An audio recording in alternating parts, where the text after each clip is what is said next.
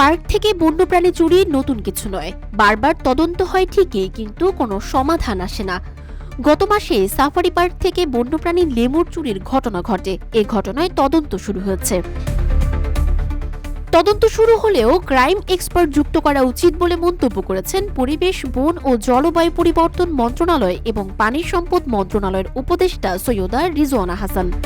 Captive হাতি বা licence দিয়ে যারা হাতি পালে, বন বিভাগকে এটাও বলা আছে বর্তমান যুগে প্রাণী কল্যাণের যুগে হাতি পালার কোনো সুযোগ, লাইসেন্স দিয়ে পালার তো কোনো সুযোগ নেই। তবে যেহেতু আমাদের বন বিভাগের সামর্থ্যের সমস্যা রয়েছে, সেক্ষেত্রে যে সমস্ত হাতিগুলো আমরা ধরে আনছি সেইগুলোই আপনারা দেখেছেন যে আমি দায়িত্ব নেওয়ার পরে এই পর্যন্ত মনে হয় 4টা কি 5টা ক্যাপটিভ হাতি আমরা উদ্ধার করে নিয়ে চলে। শুধুমাত্র বনের এক্সপার্ট, বন্যপ্রাণী এক্সপার্ট দিয়ে হবে না, যারা ক্রাইম বোঝে তাদেরও যুক্ত হওয়া উচিত। চুরির ঘটনায় যারা জড়িত তাদের কঠোর শাস্তির মুখোমুখি হতে হবে বলেও জানান উপদেষ্টা সৈয়দা রিজওয়ানা হাসান। যতটুকু বিস্তারিত সম্ভব আমি বিস্তারিতভাবে তদন্ত করবো, সেখানে আমি বাইরের বিশেষজ্ঞ অন্তর্ভুক্ত করব এবং কি করে ভবিষ্যতে তা প্রতিহত করা যায় এটা দেখব।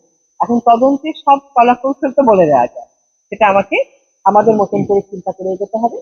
আরেকটা হচ্ছে যে আপনি যদি দেখেন যে লেমুরটা যেখান থেকে হারিয়ে গেছে সেখান সেই জায়গাটা অরক্ষিত, এই কথাটা আমি কখনোই বলি। হ্যাঁ, জায়গাটা আমি নিজেও ঘুরে দেখছি।